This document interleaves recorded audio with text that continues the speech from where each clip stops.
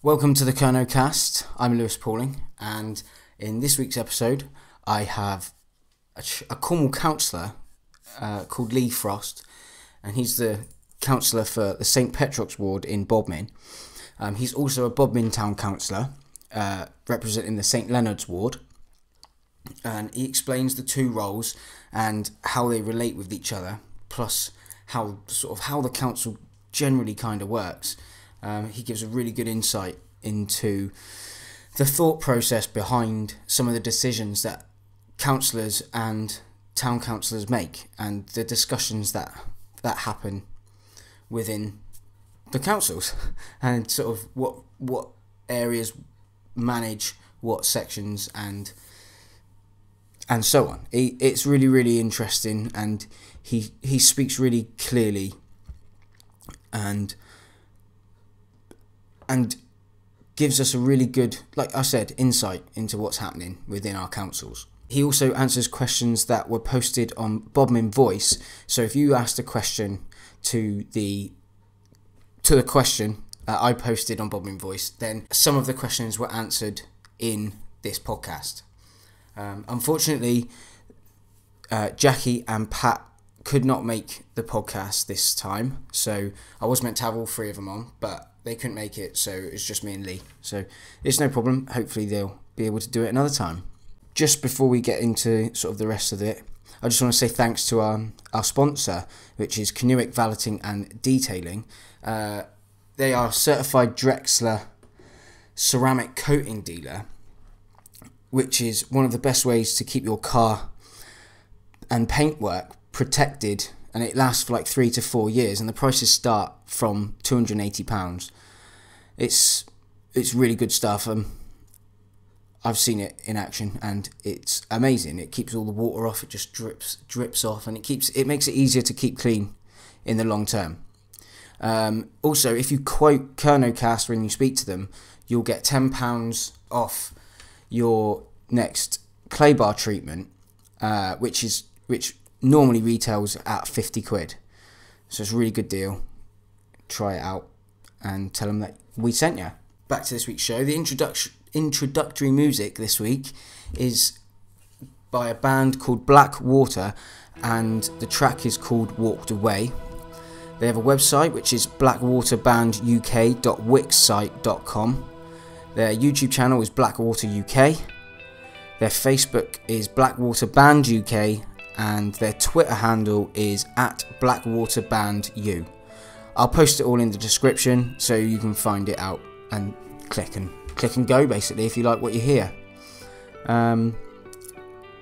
If you've listened to quite a few of the podcasts, I would really appreciate a little bit of feedback, whether it's how I've done the adverts in the past, whether I've just chucked it in like I did this time, or I've put a bit at the beginning, or whether you like the ones that are just the video side of things. Just a little bit of feedback on that. Whether you like the idea of the introductory music, if you like that, then or don't, whichever way, just give me a little bit of feedback. The way I interview, just any sort of feedback would be really appreciated, and it will just give me a bit of guidance on how to make the show better for you as a listener. If you could just send me an email, which is KernowKast@gmail.com, or what would be really great is if you could leave me a review on iTunes, because that really helps us get up the rankings and helps me find other people that want to listen to podcasts about Cornwall. Or you could just leave a comment either on Facebook, Twitter, YouTube, anywhere. Just do that. So one more thing before we get into the episode. This episode was recorded at the Weavers in Bodmin, so go and check that place out. They're really great hosts. Go and get yourself a lovely pint of tribute from them.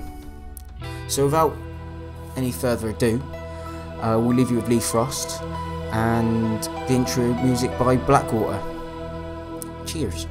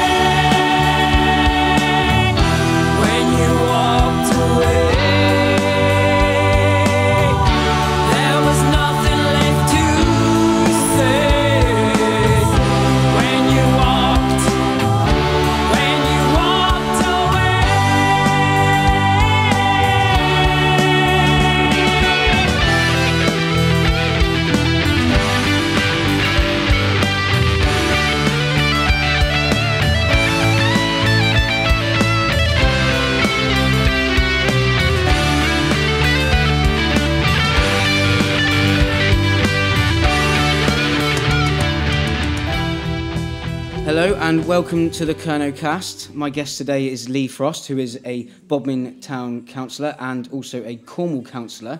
Hello, Leigh. Hi. How are you doing? I'm very well, thank you, apart from a little bit of a sore throat. Oh, that's right, I haven't noticed really.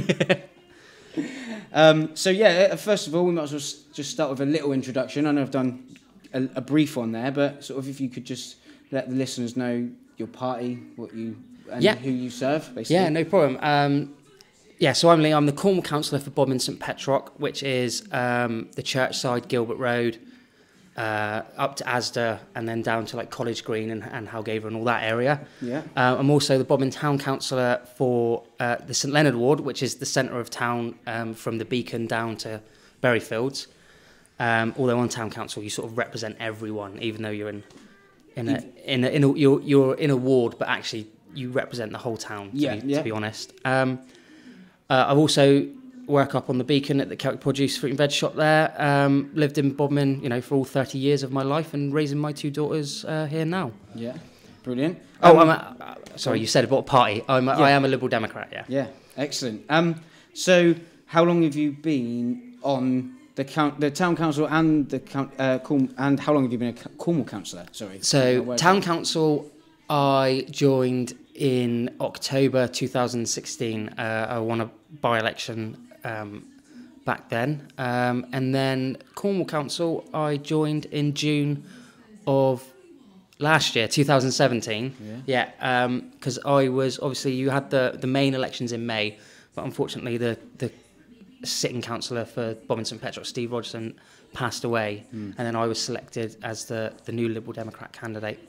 Fair enough, that's brilliant. Sorry. That's right. So you've been doing that. So you've been on Cornwall Council since last year. Yep. And so have you been part of any committees or anything yet?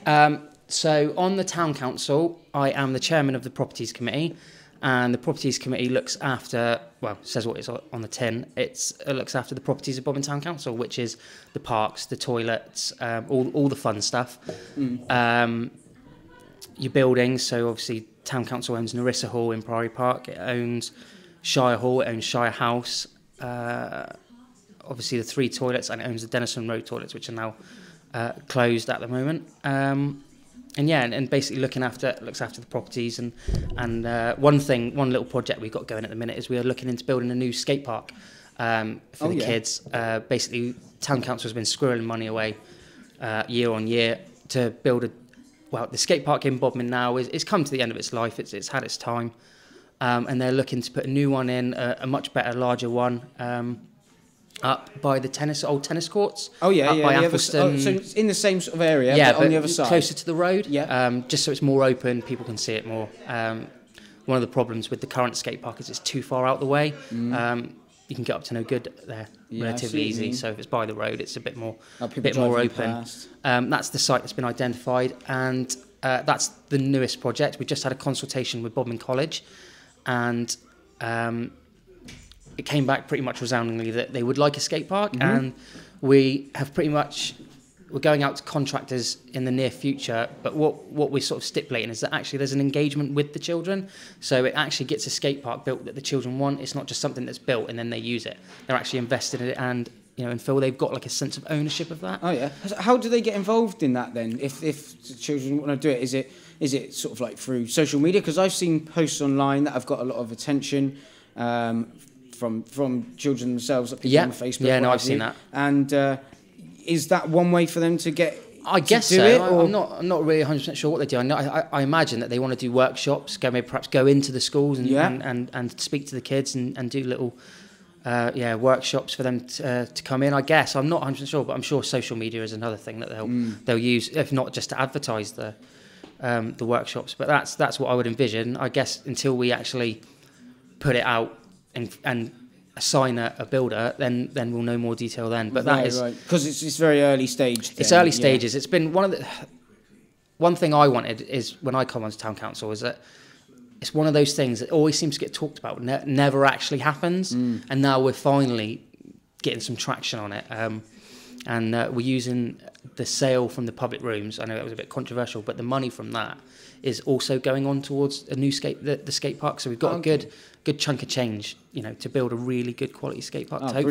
Hopefully, another avenue is that it will bring children in from other towns, and perhaps if they drag their parents, they then come into our town and have a coffee and peruse the shops. It's another added benefit. Hopefully, that is the dream. Especially bikes. Yeah. Yeah. If you make it good for BMXers and stuff, you can cycle from Weybridge. Yeah, that's right. Yeah. They'd be a bit tired, but they can have a go. Yeah. So that's on the town council. That's on the town council. Level. Yeah. On Cornwall Council, I sit on the Economic Growth and Development Overview and Scrutiny Committee, and basically that an overview and scrutiny committee goes through what decisions the cabinet have made. At Cornwall Council, you have a leader and a cabinet. They make executive decisions, and we scrutinise those decisions. Okay. So that's what we do primarily. It's like a check and balance. Yes. Yeah. Exactly. And then I'm a substitute for the electoral review committee, which was basically we've had the the boundary commission come down, and they're changing the boundaries. We're going from 123 councillors to 87 councillors in Cornwall. And as a substitute, basically, if one of the Liberal Democrat councillors can't make it, I fill in. But because I'm a substitute, I like to go to those meetings and make sure, because I think it's very difficult to just sit on one meeting without knowing any of the background. Yeah. So I like to go and make sure I'm familiar myself. And I've actually done quite a lot of work on the Bodmin area divisions and making sure that the boundaries are sympathetic. Okay. And in keeping with communities and everything like that. So that's quite good. We've done, especially Bodmin as a whole, that all the councillors and members of the public got involved and pretty much came to a sort of consensus. I mean, I don't think anyone was happy with the outcome. I don't think anyone ever was going to be happy with the changes, but it's sort of a less intrusive change than what potentially could have been. So that was a really good thing. Excellent. Trying to think what else. And I'm also on the Tour of Britain Working Party, which isn't a committee or anything, but there's an interest into bringing a stage of the Tour of Britain to Cornwall. And okay, what's the Tour of Britain? The Tour of Britain is the British version of Tour de France, essentially. So it's like it's what's on from the old milk race, if you know what that is. A lot of people do, because when the Tour of Britain first came about, I started asking people about their thoughts on it.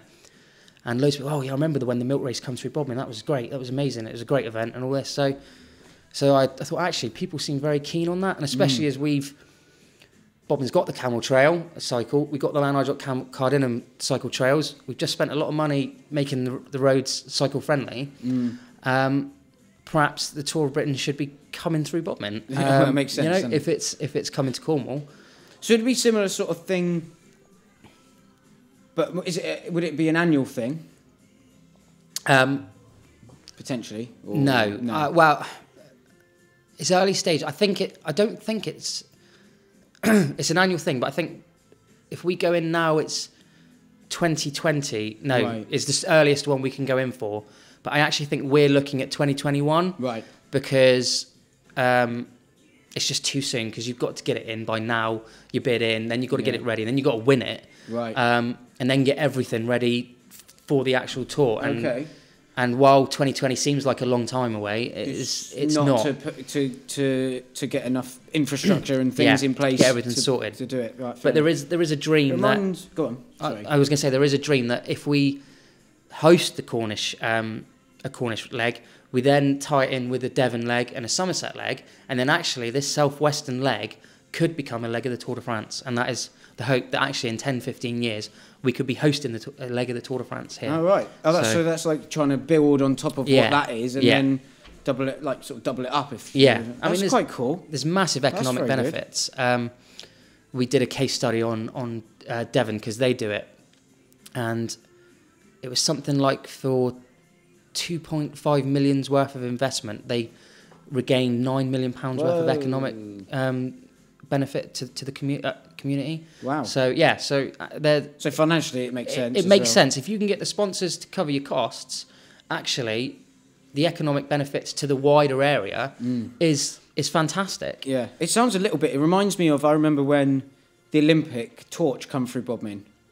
Like, would it be a sort of similar sort of feeling and I think atmosphere to that? Yeah, I mean, I hope so. I mean, I think it would be great to see people lining up in the streets and not just to see the bikes go by, but then there'll be stalls and you know, all the other things that sort of go with that. I guess music. It becomes a whole festival of a weekend and a day, and you know, people having the barbecues and. Yeah, that's right. And I think there's a real big opportunity there, and if we can. One, get it to Cornwall. I would love to see it to come through to Bodmin, because what an advert for the town that is. Yeah, 100%. Would it be multiple towns? Yeah, I think it would be. I think. Yeah, I can't see him just driving, just cycling through Bodmin and then 2 miles. It's so many miles. It go through, like, I imagine it would probably go from like Weybridge up to Bude, I guess. Something like. I'm not 100%. I'm not. You don't know the route. Yeah, obviously.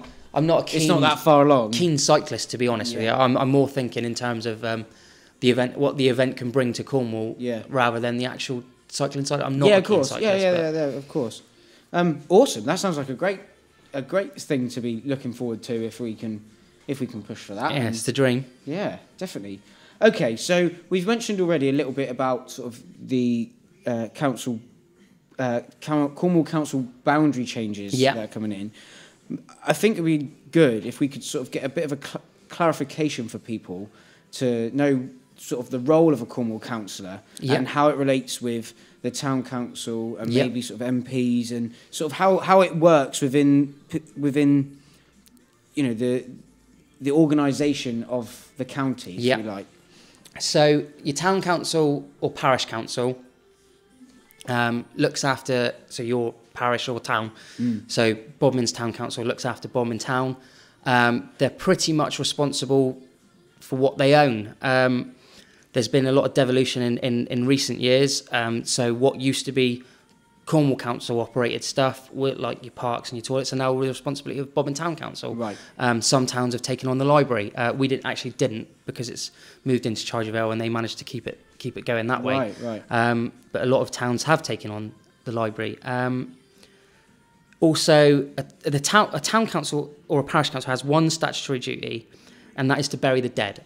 So they have to run the cemetery and bury the dead. And that's the only thing by law a council has to... Well, they have to do 3 things. They have to have meetings to bury the dead and to keep a full set of accounts for open and transparent. Actually, beyond it, town council or a parish council doesn't have to do any of the things.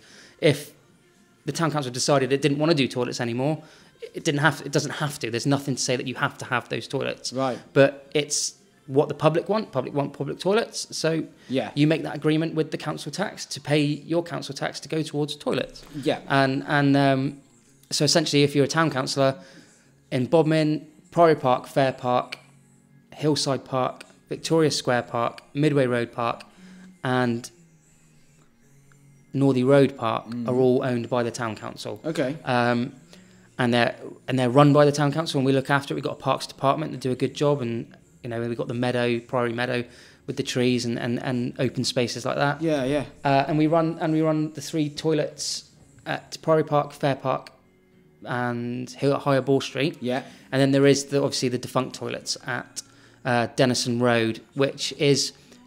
There's been a bit of a stumbling block with Denison Road because a lot of people want Denison Road open again. And, it makes sense. It's a busy place. Unfortunately, it was the #1 target for vandalism, which led to the closure of it before my time. But we're in this stage now in terms of government cuts, is that we can't afford to reopen them. They're in an awful state. They need to be redone.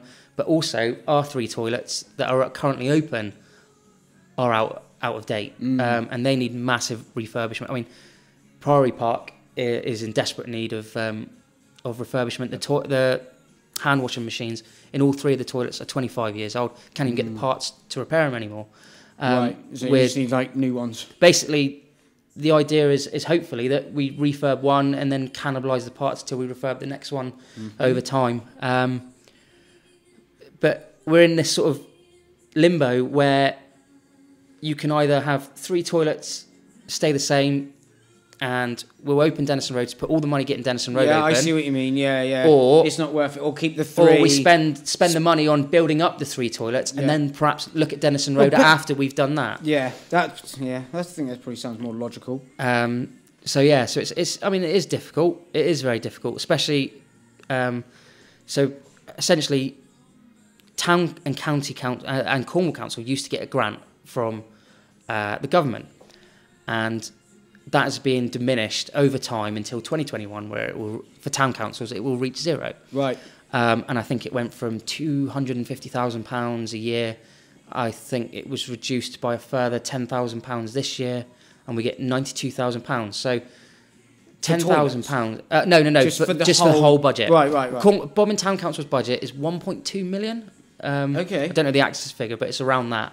So if you think that we used to get £250,000 every year, you only had to find £1 million for your budget. Right.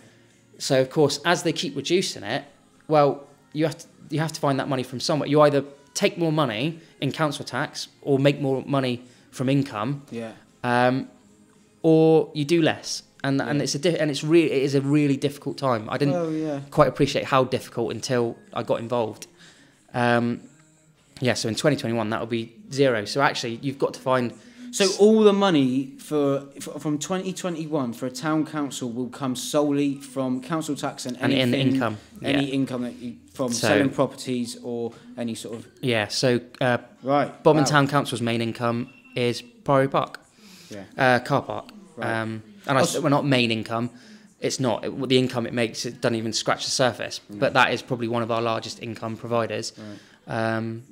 Either with rentals, we have rentals with Cold Harbour, for Bodmin Youth, Bodmin Town Football Club. That's the Park Priory pitch is all Bodmin Town Council land. Okay. So there's income from there, but the income you take barely scratches the surface once you take into consideration your insurances, or everything else that goes with it, your maintenance, and once you go through that, there's not a lot left. Yeah, definitely. So how does that then scale up towards the Cornwall Council level? So your Cornwall Council, they have a much wider scope. As a Cornwall councillor, I mean, I think it's you're representing your residents' view and the view for Bodmin in the wider Cornwall scope. So what is Bodmin's place in Cornwall? How do I fight for Bodmin in the Cornwall view? It's not so much isolated to just Bodmin as a town councillor. You are Bodmin, but Cornwall Council, you are making decisions that affects the whole of Cornwall. Yeah. And you've got to be a bit more strategic and global in your view. Look at the bigger picture. Yeah, essentially, and fight for your residents and how they. I mean, if they're doing something in Bodmin that you don't like, or the residents don't want, and they come to you as your council, we don't want this, then you fight for them. And sort of like you were saying about using that tour of Britain example. Yeah. It's great for Cornwall. Yeah. But you're saying I'm fighting for it to come through Bodmin. Yeah. I want it to come to Bodmin. Exactly. Yeah. So that's a good way of putting it, and a good example. Yeah, of that's the definitely. But you don't. Cornwall Council doesn't really work with town councils, do they? They don't really have a relation. How much of a relationship is there? So it's a very wide. It's a partnership, I guess, is the word used. I think Cornwall Council do try to work hard with local councils. So in terms of planning, Bodmin Town Council would be a consultee, and they'd give an opinion on any planning that is happening in Bodmin that Cornwall Council are doing. Cornwall Council do tend to come to the town councils and say, look, this is what we're doing, we want your view on it. Ultimately, the decision is with the Cornwall Council. But I do think they do get involved with town councils, and a lot of officers do take the time and work, like, again, go back to the roadworks. There were meetings, regular meetings to updated councillors. Officers from Cornwall Council would come and talk to officers of Town Council. Yeah. So everyone knew where we were at, what we were doing, and how things were going on. So I think there is a relationship. I don't think it's the perfect relationship. I think ties could always be stronger. It must be very difficult though, because there's so much to organise and there's so many sort of conversations that need to be had. Yeah, definitely. I mean, you're in a good position where you're in a town council meeting, you can understand, you're there having a discussion with the town council. Yeah. You can understand their point of view when you go to vote at a full council meeting. Yeah, that's right. Yeah, oh yeah, totally agree. So I think you'll find a lot of Cornwall councillors do tend to be parish councillors as well. Yeah. Because it does provide that better link of understanding. In terms of Cornwall Council as well, what Cornwall Council does, so they look after the roads, the maintenance of the roads, not the major roads, the A30s, the A38s. That's Highways England. They look after that. But obviously we have a relationship with them. Mm-hmm. But all your other roads are maintained by Highways, which is part of Cornwall Council. The leisure centres, that comes under Cornwall Council's remit. The adult social care, that comes under Cornwall Council's remit. What else am I missing? Waste management. So your bin collections, your weekly bin collections, that's to do with Cornwall Council. The litter picks and street maintenance. Mm-hmm. I'm trying to think what else I'm missing. I'm sure I'm missing something else. I can't remember. I'm sure I'm missing something what else. you're generally trying to say is that people can find all this information online. Oh yeah, sure. It's all there. It's all there. Even if I would say that the council website is a bit of a mare to look around. Oh, it's very big. But the problem is, I think with Cornwall Council is it is a very big machine. Yeah. And there's so much you can get very bogged down. Which is I tend to get residents come and ask me, I don't know how to. So then I go through, find the link, and once I've got that link, I just send them the link, and then I know that they've got that. Yeah. So they don't have to sift through it. Yeah. Fair enough. So what we're saying is Cornwall Council generally look after the bigger pots of money that need to be distributed. Yeah. That's what we're talking about, really, isn't it? They need to make decisions and for things like, for example, the roadworks in Bodmin, that comes from a grant from, that come from a separate grant, I believe. That didn't come from a... It's before... the roadworks were almost... they'd started by the time I ever got involved. Yeah, I think that... But different pots of money, match funded. I think there's but any other roadworks, so say fixing potholes and stuff like that, needs to be distributed evenly across the council, across the Cornwall, and it needs to be decided upon by... it gets filtered through the council, but... there's all different ways it goes through. Like you said, it's a big machine. With the roads, is an interesting is that Cornwall Council recently reinstated twice yearly road. I want to say checks, but that's not the right word. Trying to think of the word. That's embarrassing. But they check the road. They go through the road and survey it, and for defects and all the rest of it. And actually, Cornwall Council's as a council is in the top 25 percentile for quality of roads. We're one of the best kept quality of roads, and I imagine there's loads of people now screaming, going, no, it's terrible. But actually, if you went to Devon and drove on their roads for a couple of days, you'd actually see ours aren't that bad. They're not great, but we're in this situation of cuts. And actually, it's not even down to cuts when it comes to opinions on roads and things like that. Because at the end of the day, you're driving on them every day. You notice when something's not right. But you don't see the wider picture of what it's like you said, in Devon or in Birmingham or anywhere else. You don't see that. I don't know off the top of my head how many thousands of miles of road network that we look after, but I imagine it's a humongous number. It has to be. And the reality is that actually if there's a pothole, it's not in the interest to just leave it, because if the pothole's not the problem, it's if the water gets in underneath and then can break up the rest of it, and then it's going quickly fix that pothole. And then, fix, and then a stitch in 9, really does save time. That's right. So how does then the Cornwall Council relate to sort of the MPs and stuff? Is there much of a relationship there at all? There is, to a point. Your MP. So obviously your MP represents you in the Houses of Parliament. That's for national policies, the setting of law and legislation. So really, if we're bombing another country and you're against that, you contact your MP and make sure he fights the argument, in the Houses of Parliament. But at the same time, they set the law, and the Cornwall Council has to follow the law. Once the legislation is set, we pretty much have to follow the law. And I think I always find it's worse for councils and town councils, because we are a tier of government, you have to follow everything to the letter of the law, because the government at the top end made the law, and you have to be open and transparent. Like in the private sector, you know, you potentially say, oh, right, okay, well, I'm not going to have a lunch break. I'm just going to work through lunch, you know, to get this done. Well, you can't do that. Public sector, you've got to have your lunch break, because that's what the law states, and therefore you have to follow the law. So everything's done to the letter.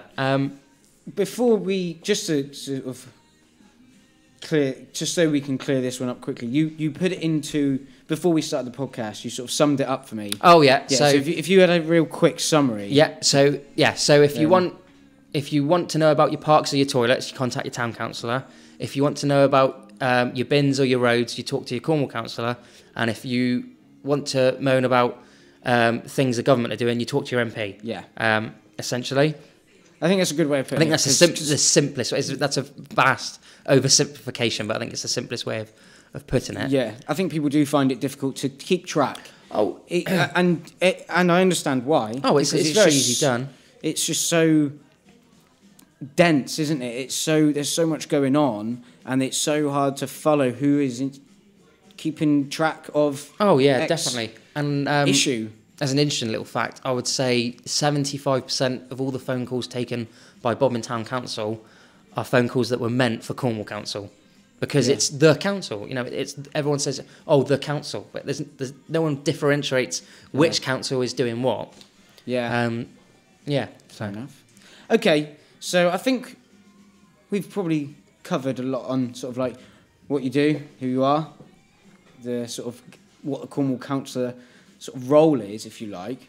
I hope. Is there anything that you think you might have forgotten, or trying to think? I mean, if not, then if we've covered everything, in the simplest terms for a Cornwall councillor, or as the local governments association describe it, is that the councillor's role is to bridge that gap between the council and the people that work for the council and the residents. Yeah. So if I mean, I guess we're a signposting service. So if you've got a problem with the road, but you don't know who to get in touch with, get in contact with your councillor and say, look, there's a bloody great pothole out on my road, I need it sorted. Yeah. Okay, that's no problem. Then I will go off to Cornwall Council, I will get hold of highways, and I will say, look, there is a bloody great pothole in that road, can we get it sorted? Yeah. And they'll come back and say, yep, we'll do that. And then I go back to the resident and I say, yep, okay, no problem. They've told me that they're going to come and fix it. Brilliant. If it doesn't get done, then he'll come back and say, oh, you said it was going to get, and I'll go back. And and it's sort of like you bridge that gap, and you make sure. Well, you just make sure, as a council, I want to make sure that the council are working for the residents. And I know that's difficult, and I know it's not a perfect thing, because sometimes it's never going to work 100% the way you want it. I think there's always going to be friction, because the reality is as a democracy, you've got to go with the majority. And sometimes my view isn't necessarily the view of all the people, or the most of the people, and sometimes it's in conflict with what with the council are doing, but that is life. But if everyone's got a schedule, everyone's got plans, everyone's got things that they need to be doing, everyone's got money that has been allocated to certain areas. You can't just come in there and bulldoze and go. That's right. A prime example is that Goonhilly Earth Station has just got £8.4 million of investment. Yeah, I've seen that awarded to it, and a lot of comments from me. And I don't disagree with them at all, but £8.4 million so that's a lot of money. How many homeless could that have helped? And I totally agree with that. But actually, that money was given to the local enterprise partnership, which basically are a group think tank made to help economic growth and revitalisation. Of course, Newquay is bidding for this to become a spaceport. Actually, now that Goonhilly has got this grant to become Europe's only deep space? It's deep space. Observatory? I don't know if it's Europe's only, but it is. It's pretty special what it's going to become. I think they're sort of teaming up together. I think Newquay and they're sort of working together, and Cornwall is trying to tap into this space. Oh yeah, thing, and massive benefits. It is going to be a huge benefit. But the level of job. Oh god, yeah, and high tech job, and and it brings, and hopefully to get those people that go off to uni and don't come back, it gives them a reason to come back to Cornwall, because some people that are Cornish and move away can't move back down here because they can't afford, get a job. There's no job down here, and that's brilliant. But going back to the homeless thing, sorry, I agree with you know, the sentiment, actually £8.4 million is a lot of money when we're saying, oh, we've got to cut this, cut that. But as a council and the local enterprise board get a chunk of money, it has to be spent on economic growth and development. You've got to spend it on economic growth and development. And there's nothing you can do. If you don't spend it, you have to give it back. That's it. I mean, well, full disclosure, because for me, you talk about the LEP, the Local Enterprise Partnership.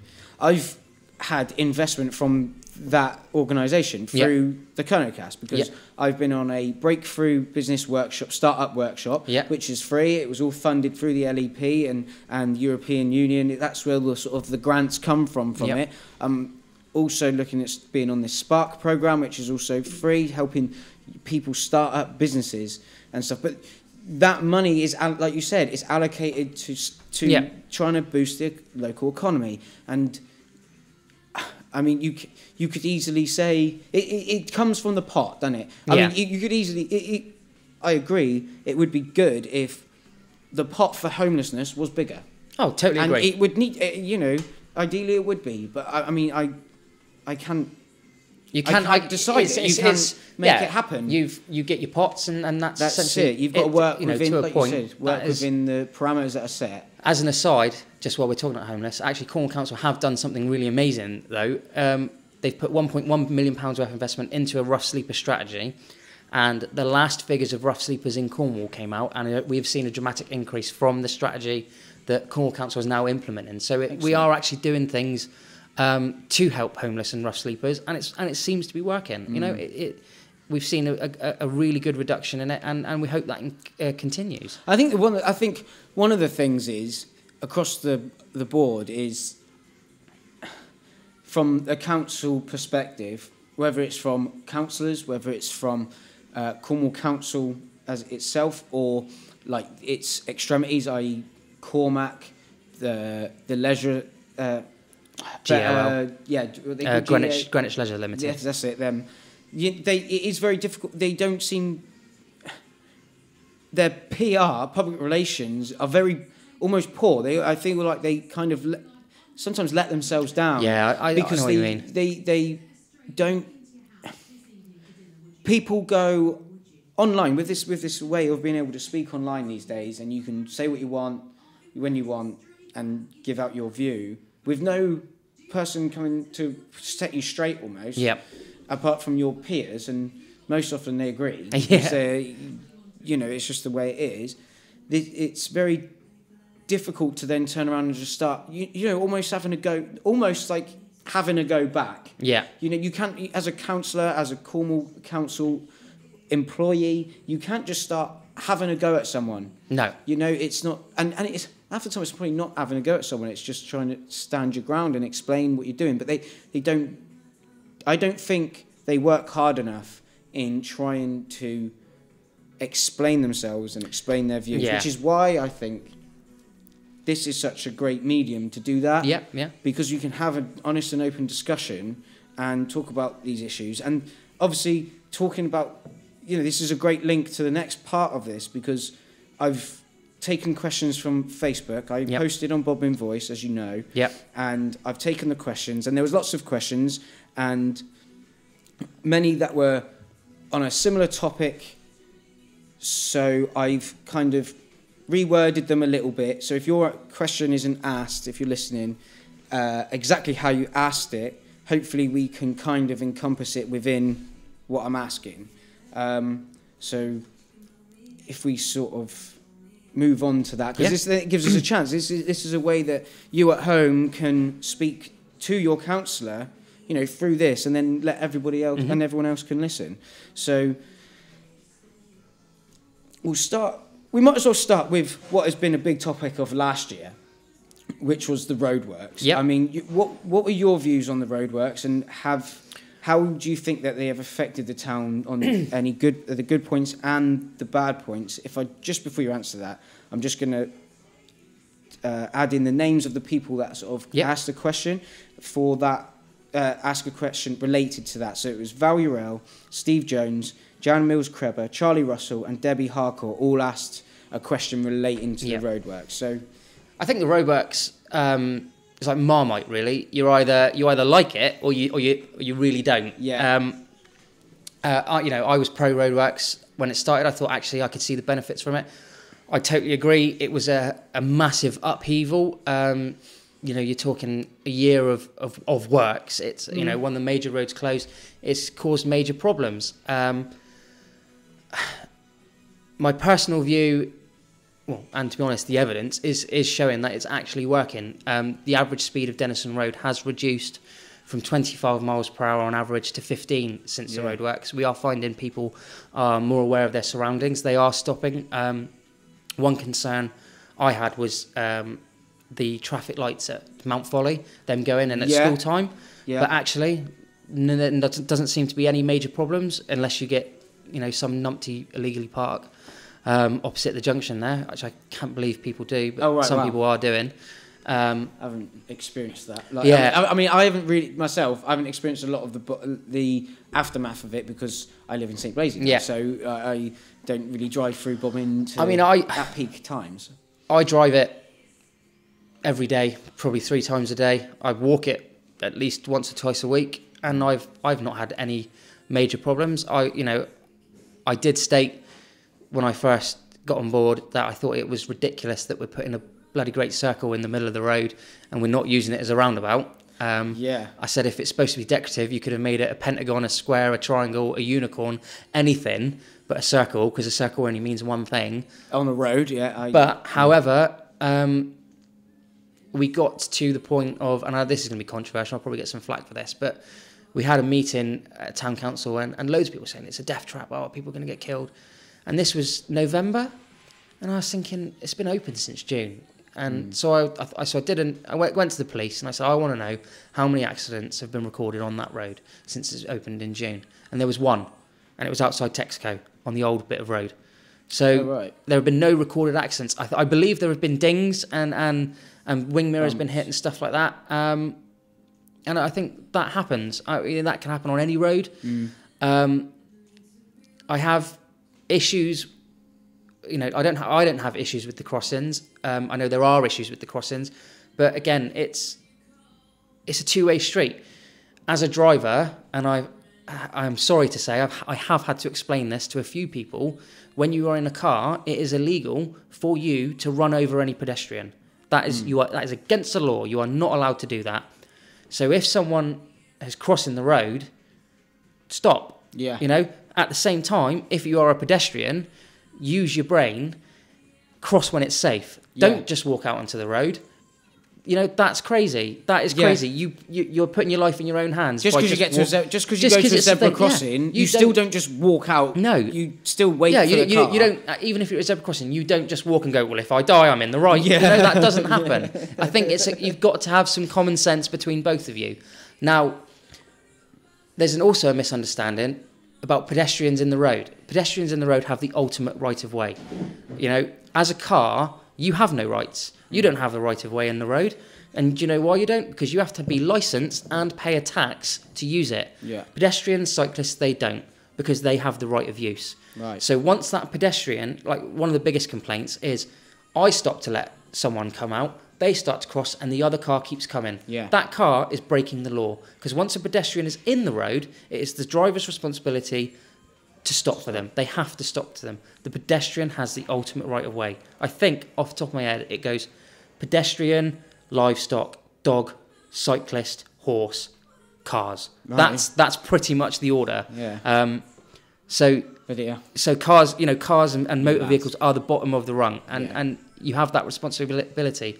But as I say, people are driving slower. I actually had a meeting with Bodmin College and some students, and one woman was saying, "Oh, my mum, she has to drive really slow on that road now, just in case we run someone over." And I was like, "That's the whole point. Yeah, you've got to drive more slowly." Yeah, I think there's a couple of other things I'd quite like to sort of clear up with you. Yep.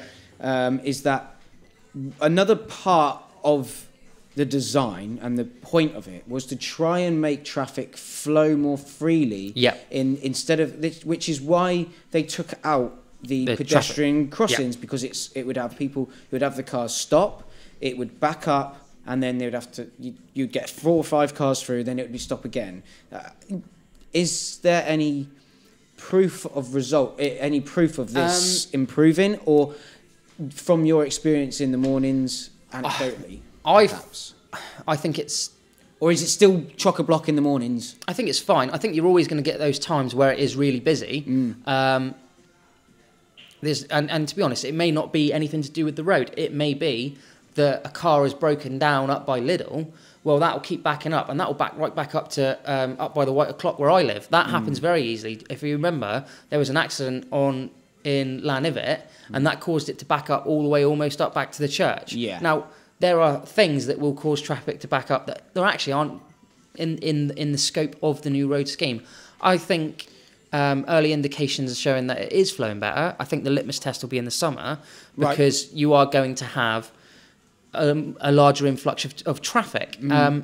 However, that traffic will be moving slower, and the biggest problem with the traffic lights is that one person wants to cross the road, they push the button, the light goes red, they take 2 seconds to cross the road, but the traffic light stays red for another 45 seconds. And then you sit there, and like you say, cars build up, and you all sit there chugging away with your pollution. Then you start. Whereas stopping, let the person cross, carry on, you're stopping for 3 seconds rather than the combined 10. And then you go on your merry way. That's it.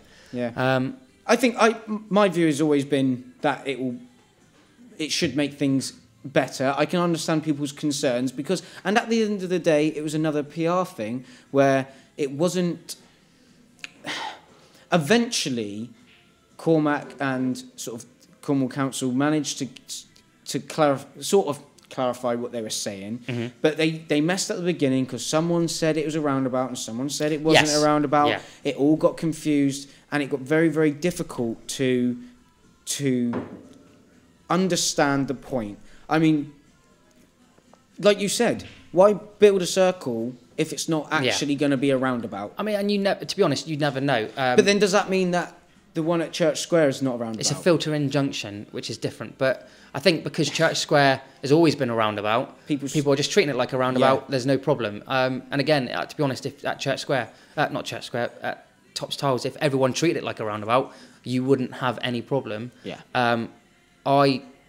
I live by the remit that if I'm coming down towards town from Higher Boar Street way, that if there is a car waiting to turn into Berrickham Road, I'll stop and let them in, let them through. I'll just stop. It just makes life easier. And you're just being considerate and you're paying attention to the road and let them through. And good move. That's what I do. And I think, but in terms of the roadworks, you have safety audits. And we had stage 3, and that passed. So there were a few things that needed to be tidied up. And then stage 4 will be a year after the roadworks have been open. So it could come that next September they might say, actually, we think they should be roundabouts. And then the signs will go up and there'll be roundabouts. I mean, that might happen. I think a year is a fair chance to give it time to bed in, because there's always going to be teething difficulties. You know, that's part and parcel of anything. Yeah, any change. And it is a major change. I mean, well, you know, you've lived in Bodmin as long as I have, and what change on that scale have we ever seen in our lifetime? I mean, the only thing I can think of is when they did Mount Folly, and that wasn't nothing to the scale of this. We haven't seen major change in Bodmin, not to the likes that we are seeing today. No. And change is scary. You know, and people do get set in their ways, and that's not a criticism. That is the way life is.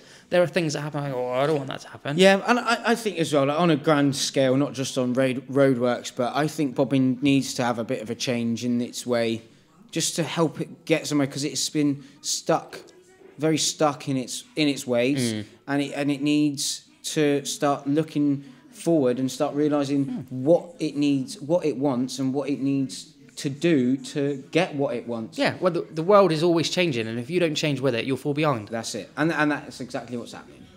Okay, that's awesome. I'm very pleased that you were open and honest with that, because I know that it could cause some sort of backlash or a lot of conversation. But everyone's entitled to their own opinion. Exactly. And I know people have had it hard through the roadworks, and that is, you know, that's fair comment.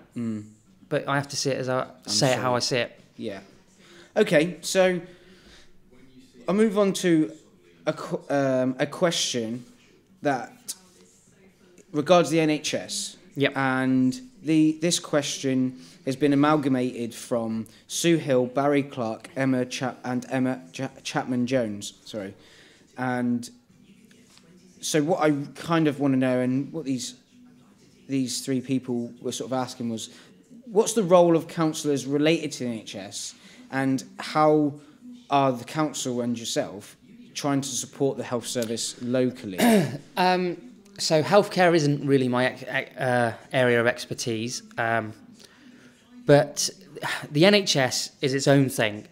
In terms of actual relationship, it's very limited, but there is a partnership there, as with all things, from the Health and Social Care Act, I think 2012, Cornwall Council or local councils took on the responsibility of adults and social care.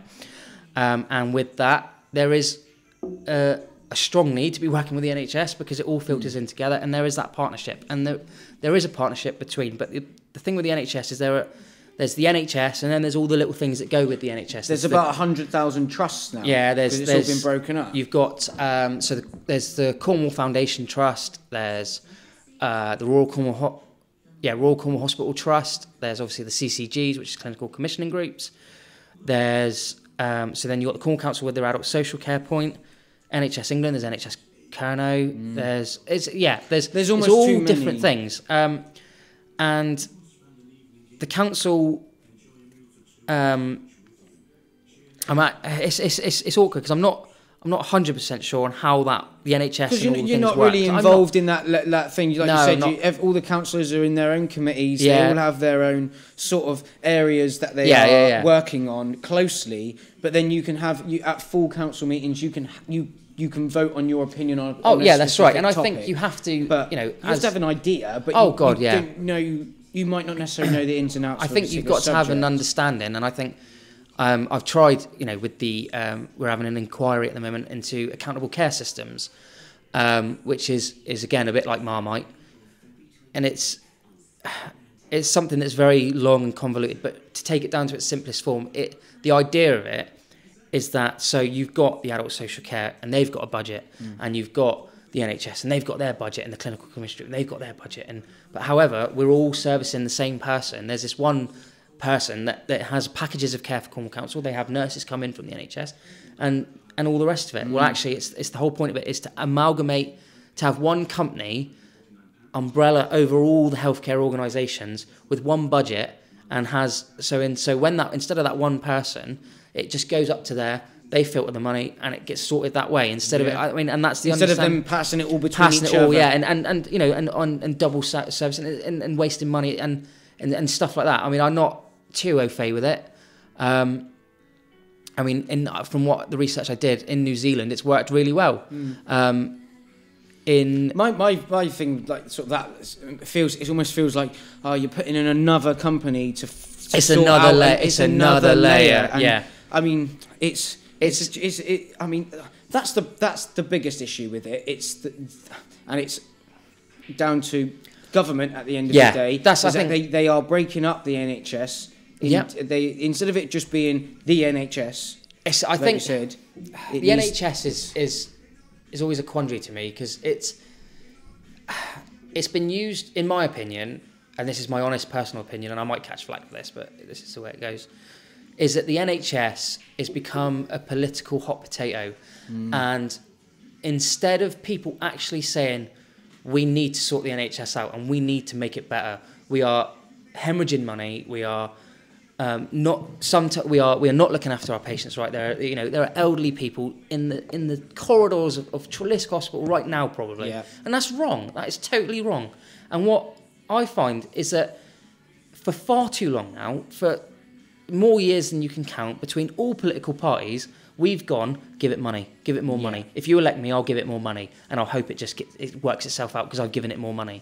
Well, that doesn't work. It hasn't been working, and now the NHS is this massive machine, and it just needs looking at. It just needs it's a machine with lots of broken parts. It just needs looking at and just saying, right, we're doing this. Let's not do that anymore. Let's work from this, and modernise it. It's a thing that was built in the 1940s, and we haven't let it progress with with time, I guess. We've let it progress with time. We've let it just grow, and it's just grown all these extra little strands everywhere, and now they're all trying to make it all work together, and then it's all breaking down, and there's branches falling off, and then there's bits here that aren't working right, and it's almost like you said, it needs an overhaul. However, but if you were on a political ticket and you said, vote for me, I'm going to rip up the NHS and make it 10 times better, oh my God, what does he want to do? No way, I'm not voting for him. I'm going to vote for the guy that said we'd give it more money. You know, and it's wrong that it's become like that, because I don't think that it's, at the end of the day, it's for the patient, and that it's people's lives, and it is really serious, because it's all right for us, we're fit and healthy, and we're not going to the doctors, but people are dying. A lot of people are dying because the NHS isn't getting it right. And I'm not blaming the NHS. I think the people on the ground are doing fantastic work with what they've been given. You know, there's only so much they can do.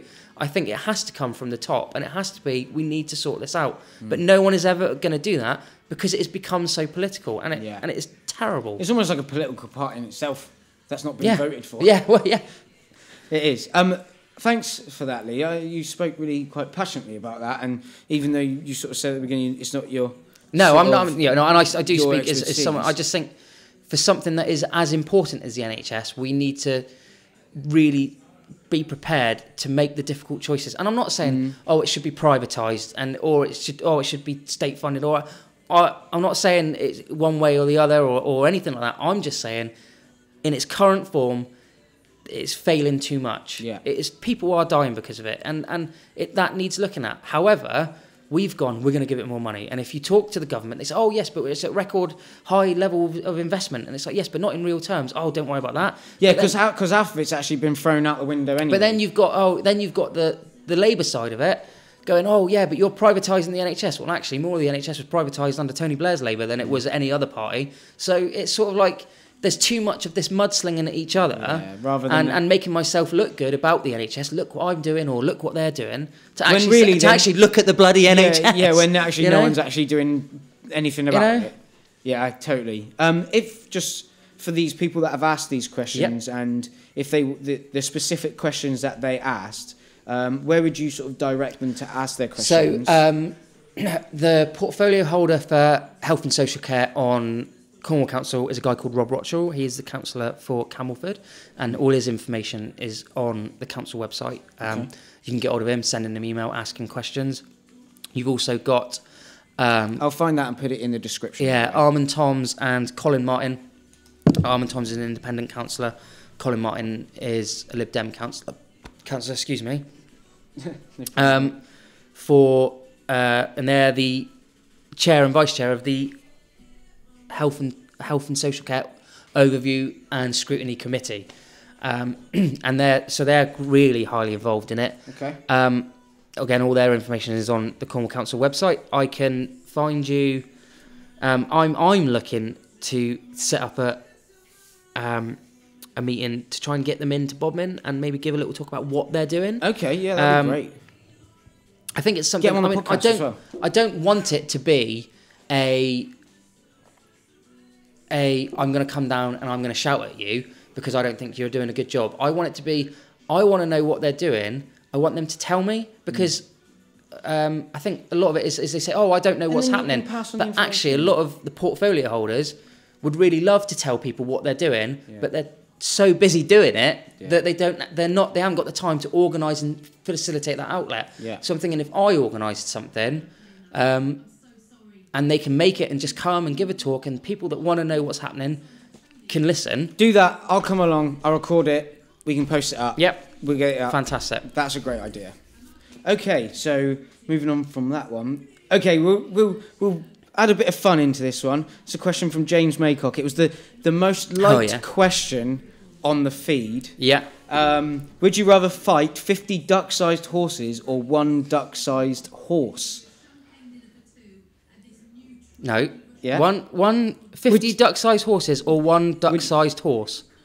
Yeah. Would you rather fight 50? One horse-sized duck. Is that what you mean? Yeah. Yeah, right. Yeah, okay. Sorry. I was going to say, if I had the choice of fighting 50 or one, I'd fight the one. One duck-sized horse. No, that's not right. I did read it right. One horse-sized duck. Yeah. Or 50 duck-sized horses. Yeah. Which one? 50 duck-sized horses. Because while I would never advocate harming an animal, No. you could kick them quite far. If it was a video game. And horses have got little legs, so, you know, you can just kick them and hope you break your leg and then they're not going anywhere. I wouldn't like to come up against a duck-sized horse. One duck-sized duck's bad enough. Imagine one the size of a horse. Well, you think of a swan. You think of a swan. A swan's big enough. Can break a man's arm, Bloody swan. right Can it break could. a man's arm. Bugger that. Yeah, so 50 duck-sized horses. Yeah, and to be fair, horses are quite timid anyway. Yeah, true. And if they any start, little kicks, it's not really, bruise on your leg. Okay, that was a great question. That was fun. Okay, so back to the serious stuff. There seems to be a bit of a disparity between the number of houses that are being built in Bodmin and everywhere else actually, and the infrastructure in the towns, for example, schools and doctor's surgeries. Do you know if there's anything sort of like being done? Is there anything in the pipeline? Or, you know, what's the deal? Sorry, before you answer, that question comes from Steve Stevens. Right, so in terms of infrastructure, now, we have a thing in Bodmin which is reasonably new, called the Place Shaping Forum. And it's where there's 2 meetings a year that are massive and anyone can come and sit down and we discuss the direction that we want Bodmin to take. And then there's a smaller group of people that are leads of certain areas, and they can be anyone, and they meet 6 times a year, and then they discuss certain projects. And I'm the lead for housing and transport infrastructure. Okay. And there are others Town Council? In the place shaping group. Yeah. Okay. So basically, when it comes to infrastructure, there's this debate. And it's well, do you bring the services and then the people will come, or do you bring the people and then the services will come? And people seem to think there's this sort of debate about it, where actually there is no debate. Everyone's agreed. You've got to bring the people, and then the businesses will come, and the infrastructure will come. Okay. You have to bring the people. So you almost need to max out what you've got to justify having more. Building it up. So in terms of GPs, what people don't really know is that GPs, they're private practice, so essentially they're their own business. Mm-hmm. You can't force a GP to come or go anywhere. If there was 3 GPs in Bodmin, there would be 3 GPs in Bodmin because the GPs think there's a need for 3 GPs in Bodmin. Right. There aren't because they don't feel there is. Carnwater and Stillmore, yes, we still have the 2 GPs. However, they have significantly expanded in what they do over the years. I do know that they have actually put in a feasibility study to expand together again, and the reports of that coming out, oh goodness gracious me, April time, something like that. They've doing a feasibility study, so that'll be interesting. I do know that a doctor's surgery did look at the treatment centre. A lot of people have said if one went in there, that'd be great. However, they felt that the building wasn't suitable to be a GP. But the reality is, with GPs, they've got to want to come, and if they don't see the business in it, then they won't come, because obviously they're privately contracted by the NHS to do their job. So they obviously can't see that the population of Bodmin is big enough yet to constitute them. And this is the same thing as when comparing it with the other 2 general practices. You've got 2 GPs, and the thing is you also, it happened with bowling alleys. I know Bodmin Town Council a few years ago wrote to bowling alley companies and said, we think you should bring a bowling alley to Bodmin. You know, it'd be fantastic for the town. It'd be great. And they went, you haven't got enough people. We're not interested. Until you reach this level of population, we are not interested. Right. And that's pretty much the situation. So you've got to bring the people. Now, the flip side of that is, especially at this time, is that, so over the last 40 years, when we had the big Thatcher council house sell-off, and then instead of using that money to reinvest into new council houses, all building of council houses stopped. So for the last 40 years, and I've seen this, I was down at County Hall for a briefing on housing, and there is a housing crisis. People seem to think it's a myth or it's not true. There is a very real housing crisis. People, there's not really a debate about it. Everyone is pretty much agreed we are in the midst of a housing crisis, and that is because in the last 40 years since the council house sell-off, government has left it to the private developer and the self-builds and all the rest of it, and supply has not kept up with demand and population nearly enough.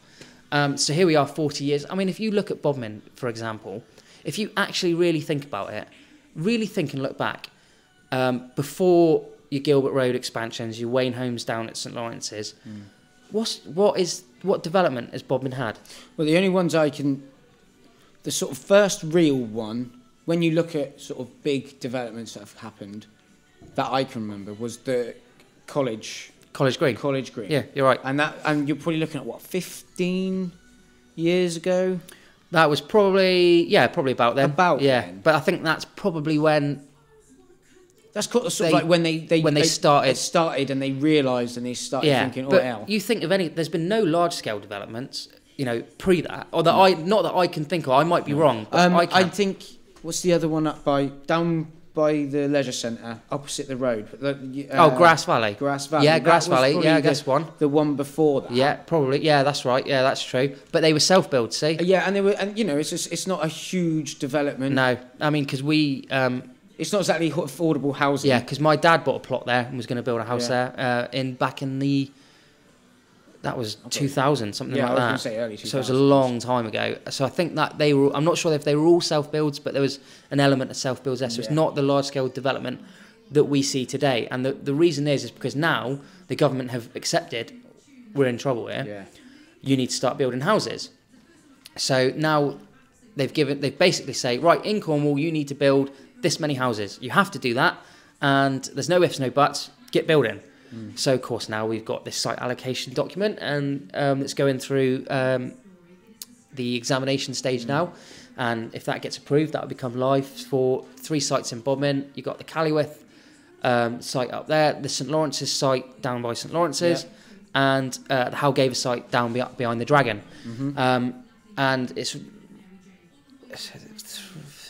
trying to think now. I think it's 3,000 or 4,000 houses anticipated over the next 20 years. That's how many houses we're going to bring to Bodmin. It's a little bit number heavy originally, because it was trying to future-proof any more need for any more massive expansion, because Bodmin's topography means expansion is very limited, especially as we have the wildlife corridor for the beacon and everything else. So everything is going to come out there. Access is not great over there. So Bodmin has its issues in the future for housing anyway. And there's also a lot of, well, you look at the main street, for example, it's not like you can start like tearing much of it down, because I mean the main street is like nearly all grade 2 listed or whatever. And then you've got obviously the A30 is a big thing, because it almost like cuts. It's just like a cut of one line. There's not much more you can do on the other side. It, really. You've got the moor up by one end. We are kind of in a bit of a restricted space. I mean, I'm a bit worried that we'll end up building on Castle Canike up there, and that's like that worries me. Yeah, because they're getting close to it now. Yeah, and that seems a bit like, because that's a historical site that no one really. Iron Age hill fort. Yeah, it's not. Well, I mean, there are a few, but you want to keep them intact. Really, that's right. Do. Yeah, me certainly. too. I mean, I love my history, so stuff like that I think is really important. Yeah, you don't want to start trampling all over. No, that's right. And but yeah, so anyway, there's an issue, and of course now we find out is that last year we built this document with all the houses that government told us to build, and then basically in the last budget, I think it was the last budget or maybe the last spring budget, the government basically went, oh yeah, we need you to build more houses. What we said wasn't enough. So actually, our document that isn't even live yet is already out of date. Luckily, we get 5 year, and then we have to have a break and review it. And you know, who knows? In 5 years, we might have a different government that might have different ideas on housing. Yeah. But as it stands, our document, we're not building enough houses to the government's liking, and you know, we have to build them. And there's especially in Cornwall, there is a mass shortage of 4-bedroom and 1-bedroom rentable properties. Buying a house is relatively easy in Cornwall. Renting a house is the difficulty. There's not enough rentable. It's more expensive to rent than it is to buy. Oh, it's a nightmare. But this is indicative of the economic climate we're in. Is that, you know, our generation is the first generation that actually is earning less in real terms than the generation before us. I mean, you know, will money enabled us to buy our house. You know, if we didn't have that, we'd still be renting. Yeah. You know. It's difficult. Okay, so what you basically, to summarise that point then, we need to create the demand for the infrastructure. We did talk about doctors. Just let's touch on schools then before we close this section off, because I think it's important. Yeah, schools. So again, I know it's a little bit au fait, but they say, we haven't had a school in Bodmin in ages. Just built one up, Callyworth. We've got a brand new sixth form college. Yeah, you know, well, I know it's a sixth form college. It's not a free school, but it is a new school, and so it's bringing students into Bodmin. I think a lot of people are like, it's primary age, isn't it? Yeah, primary age. There's a lot of young children There around. is in the plan that there will be a St Lawrence's school built over that side, because again, it's another thing about we've got the same schools, but actually, if you look at those schools are very different from when you and I were at them. I went to Beacon School, and when I went there, that was one massive playground. Now they've got a whole row of buildings in the middle of it where there's more classrooms. Yeah. So they've expanded. These schools have expanded, but I think it's genuinely agreed now that St Petrocs, Beacon and St Mary's have all expanded as much as they can expand. Yeah. I mean, my house is right next to St Mary's School, and they've recently had a massive new building done. St Petrocs have had a new building done in probably the last 5 years. Yeah. Definitely the last 5 years, because I did my football coaching course at St Petrocs. All right. And I did that. I'm trying to think how many years ago I did that now, but it wasn't there when I did it. Yeah. But I think there's an agreement that Berwicksham School could have some more expansion to it. They can have more. But there is the look to build a new St Lawrence's school, but they have to be free schools now. And education is not my focus, but I believe there's a thing that if you build new schools, they have to be free schools now, and then they get put into these there's academy trusts and all these sorts of things. I'm guessing this St Lawrence's school is something that's quite far down the pipeline. I presume so, yeah. It's early stage sort of things. There's no idea on sort of when that would happen. I'm aware of. It's almost like an early plan. It's a plan of that. This is what we are going to do when we can justify it financially with money, grants, etc. Yeah. Right. That's cool. Brilliant. Thank you. Okay, so we've gone just over an hour now. So I've only got a couple questions left, and we'll try and sort of do them quite quickly. This is a question from Kate Louise from this Facebook feed. So, you're a Lib Dem, how does it feel to be the face of Tory cuts when you generally oppose them? I don't think we are the face of Tory cuts. I think there is a real understanding from the wider public that actually Tory cuts are starting to bite, and we all know where it's coming from. As I said, the grants fund, Cornwall Council, as an example, has actually been stated that they're one of the best councils for soaking up the cuts, because we've had Northamptonshire Council have actually put in their Section 114 notice, which basically means they're bankrupt. They cannot pay for the services they've got. Oh, right. Which basically means that the officers take over, build a budget that they can afford, and goes on from there. There's two councils. Surrey is one that comes to mind. I can't remember what the other one's called, but they have brought unbalanced budgets, with so many millions of pounds missing that they don't know where they're going to get that money from, which doesn't bode well. Councils aren't doing very well at the minute through the face of Tory cuts. Cornwall Council we brought in a balanced budget. And it is really difficult. Our budget now, or by 2021, will be smaller than the budget Cornwall Council had in 2009 when it was first created. Oh, yeah. And it's very awkward as well, because 63% of Cornwall Council's budget is ring-fenced on housing, adult social care and education.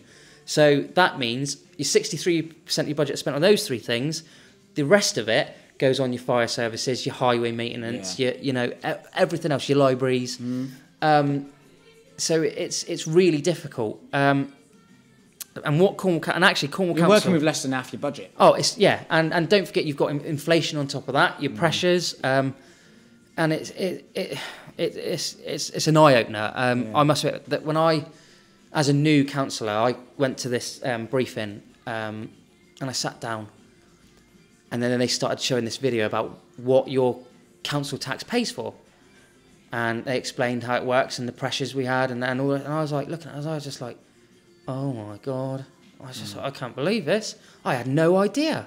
And you just don't. I don't think, you know, you do. And then it come out that in London, there's a funding deal that goes out per head. Oh, yeah. And people in Kensington get £48 per head more than the people of Cornwall. So the leader of Cornwall Council, Adam Painter, he started this fair funding initiative, basically calling on the government to actually give rural councils that actually have a lot of outgoings because of the rurality. You know, we're a rural council. We have these urban connotations, but actually we are largely rural. I think it's less than 5% of Cornwall is actually built on. Yeah. We are pretty much as rural as it comes. We have those pressures, you know, especially with the bus services and everything else, getting kids to school. Yeah. And when we find out that people in Kensington are £48 a head more, and they don't have those challenges, you know. And I think Adam Painter has done a really good job in what he's done, because he's managed to get all of the Southwest councils. He wrote a letter to the government, and he got all of the Southwest councils, you know, that's Tory and Labour councils, to sign it and say we want our fair share of money. And actually, as an aside, I'll give you the link after. We're running a fairer funding campaign, and we want people to sign pledges. I've shared it on my Facebook page quite a lot. And you just go in, you just type your name, sign, you know, and sign it. Sign it, and you know, and it's basically a petition to the government to, you know, give the Cornish person the money that they should have. You know, we pay our fair share of tax. It's unbelievable that even doesn't matter where you live, that there's why not every person should have the same amount. No, it's totally it's crazy. Surely we all pay the same rate of tax. But no, we don't get. Well, actually, our council tax, we pay. Bodmin council tax is one of the highest in the country, isn't it? I don't know about country, but it's definitely in the duchy. But I mean, it's just unbelievable. Yeah, really. It is. As an aside to Bodmin's council tax being so high, it's basically because Bodmin took a lot of devolution on early. So we took the toilets, the parks a lot earlier than other councils. There was one council in Cornwall, that Parish Council, that raised their council tax by 80%, nearly 80% this year. If you look at a lot of the big towns, a lot of them and their increases are quite big to catch us up, because they've taken on that devolution in the last year, building up their parks team. Well, we've already done that. Right. We've got our parks team in place. We've been looking after the parks for a fair old while. So the idea behind that really is that in the future, everyone else should end up catching up with us, should even itself out a bit. Yeah. Okay, I'm glad that you've actually mentioned that. It's cleared a lot of things up. Well, it is an issue. It is crazy that our council tax is so high, but there is a method to the madness. Yeah. And if you agree with it or not, I can't say that, because again, I'm a relatively new councillor, and one of the things I always I don't really understand what is going on, so I'm going to go on town council and I'm going to learn and find out why. Yeah. And actually, when you go down the rabbit hole, there's no coming out of it. You just keep going deeper. Well, it's good. It's good that it's great that you can come on and talk us through it. Yeah. I mean, it's awesome. I mean, there is one more question. Yeah. Are we it's from David Smith. Yeah. And are we likely to see 4th Street pedestrianised?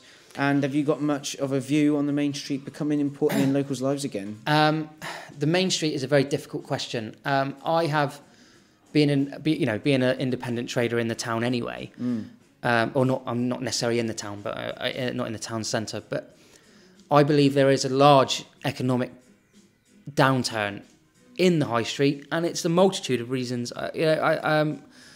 You've got online shopping now. You've got out of town supermarkets, home deliveries as well as another thing, and it's all set up against the independent trader. It's really difficult for them, and you've got to attract them into the town centre, and I worry about how we are going to do that.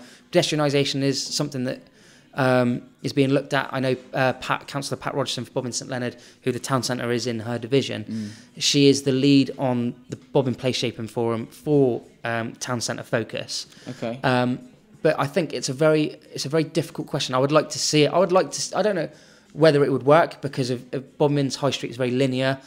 People duck in, park up, get out of the car, run into the shop, go out again, and then out the other side. So if you pedestrianise that, are you closing off an avenue? There is some people that are really for it, some people aren't for it. I think there's no harm in trying it, but I do think there is a deeper problem for high streets in general, and it's not just Bodmin; it's everywhere. That's right. But if you, I don't know. Bodmin's town, like you said, is very linear. It is very straight. It's not like there's not much of there's no like real square or anything. It's not like an open space. It's very like it's just one road that goes straight up, and it's very long and narrow. Yeah, that's right. And it's not. It isn't very user friendly. It's difficult because it's not just like the high street. The high street in general, I think, is a major problem because you've got, when I was a boy, my mum never worked. I can't remember a lot of mums did work when we were we were kids, and I can remember, my mum went downtown and she went to the butcher, the baker, and the candlestick maker. Now, most parents now it's not like she can go online and do it. No, well, but not only that, but parents work. Yeah, mums work as well. They don't. They don't stay at home until the kids are in secondary school and then go to work. They work pretty much. My partner had to go back to work after her maternity straight away. Yeah. And then that brings wider issues because if they're working 9 to 5, they're not going into the town centre. Yeah. Where's the easiest place to go shopping at 7 o'clock at night? Bang, Asda, Morrison's. And it's there's a change to the culture, and I think something else we have to remember is people don't go into town to do business anymore. The days of the butcher, the baker, the candlestick maker, they're not gone yet, but they are going. Yeah. I think now the town centre is a place to be sociable, to meet your friends. So you need to build that cafe culture. If you build the cafe culture and get them in, we'll meet you for a coffee and we'll have a chat. If you can build a good culture of that in the town, actually the shops will thrive off the back of it. Yeah. I think it does need to be a more socially conscious area if we want to bring back some sort of retail. I think retail almost can't be the focus of the high street anymore. I think it's unfortunate and it's sad, but it's. I think they almost need to. The shops in the town could do with almost joining them together and building their own slightly out of town, business market section. Or something. Just change something up a bit. It needs. They're facilitating a lot of people, like probably older generation that are in the town. A lot of people that still like to visit their butcher, etc. Yeah, but the problem is, there needs to be something else. There needs to be in terms of my the business I work for, Celtic Produce. We find that actually the older fashioned people that go to the green, because obviously we're a fruit and veg shop, we sell fruit and veg. We're starting to see that those people, they are moving on. And there aren't enough people coming through because that culture is not ingrained on the younger generation. Yeah. You got to remember, you're not 30 yet, are you? But this year. Yeah, so we're now entering our 30s. There's another generation of people before us, after us now, that didn't grow up in the culture that we grew up in. So they're, their lifestyle choices. We've seen it just about. Yeah, we're probably the last generation that experienced it before the gaming culture and online and the internet becomes so prevalent. We were probably already in our teens by the time internet got more user friendly. Yeah. And it was something I get really agitated about because it's not. You go to the out of store supermarkets, and the thing is, in the good old days, if you spent your money with the butcher and the baker would spend their money with you and the baker. And you had that local economy and the money stayed within your community for a lot longer. Well, now you got Asda, well, that money goes to America. You go to Lidl, that money goes to Germany. Yeah. You go to Morrison's, it's up country. It's the money doesn't stay in our economy. Yeah, that is one thing I do. You talk about supermarkets, etc. That is one thing that Bodmin has not helped itself in the fact that we allowed so many supermarkets to come into town. And I know that's sort of like before your time. Yeah, no, I agree. I mean, and it was because it frustrates me that the justification for it is jobs. Jobs. Yeah, and I'm not against obviously creating jobs, but what I'm against is by bringing in those 50 jobs, all the profit of those 50 jobs have gone, whereas those 50 jobs could have been gone into 3 or 4, 5 vegetable butcheries, different shops that would. Yeah, it's difficult. I still be there. I always, it's ironic that earlier I was saying you've got to get the people in and then they'll come. The bowling alley wouldn't come because of the amount of people we got. Yet we have, 7 supermarkets now with the 8th on the way, and we've got a population of 16,000. Yeah. It doesn't work to me. But, however, I can see, like you say, with jobs, people sitting around the table and go, actually, this is a quick way to get 50 jobs in the town. Yeah. And I can also see that side of it. I mean... Well, that's all post-2008 when economic crash, everyone lost jobs. It was like, we need jobs. It was such a massive focus on jobs, and we piggybacked off the back of that. Yeah. And I could go with that. It's I don't know where it'll end, to be honest. No. Okay, well, I think actually that should be the end for this conversation. Yep. Thank you, everybody that has posted questions. I hope that Lee has managed to answer them as well as he could for them. If you'd like to get hold of Lee, how can they do that? So if you are a resident of Bodmin St Petroc and you have any issues that you need to get in touch with me, or if you're just a resident of Bodmin and just want to chat about something, I'm quite happy to do that. That's never a problem. My Cornwall Council email is probably the best to get hold of me. That's leigh.frost@cornwallcouncillors.org.uk. If you go on the Cornwall Council webpage and look on there, it's also got my phone number on there. You can give me a ring. Yeah. I'm more than happy to meet with anyone, more than happy to talk to anyone. And that's probably the best place to get hold of me. Excellent, brilliant. Obviously, I'll post sort of as many links as I can muster on the descriptions. But yeah, no, thank you very much, Leigh, for that. It was very informative, and I'm glad that you could come on and be so honest and clear about sort of all the questions that we've asked. And no problem at all. Yeah, I'm looking forward to speaking with you again. Yeah, no worries. Thank you very much, Leigh. Lovely job. Cheers and go on.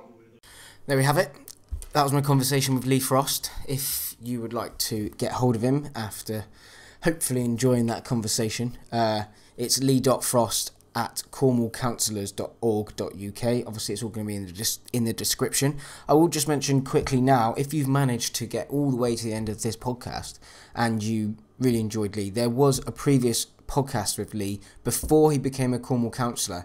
So if you want to know what he was like back then, compare it to what he's like now. Not that he's changed much at all, to be honest. I know the guy quite well anyway. Then go and check that out as well. It's definitely worth a listen and see if you still like him. Thank you very much for listening. Thanks to Blackwater with their track Walked Away at the beginning for the intro music. Thanks to KernowKast Valeting and Detailing for sponsoring the show. And if you would like to get hold of me, KernowKast@gmail.com. Twitter, Facebook, Instagram. My Instagram, I'm concentrating a lot on my Instagram at the minute. I'm posting like week-long...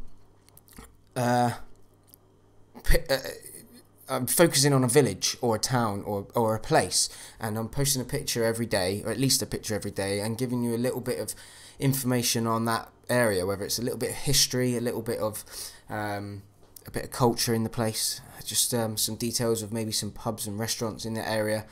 Go and check that out. This week has been Portlow, and it's a lovely village. So if you'd like to go and look at those pictures and leave a comment and find out something new about a place that you might not have thought about visiting, then go and check that out. So that will wrap it up for now before I keep dragging it on. I'm so bad at dragging it on. Sorry, there we go again.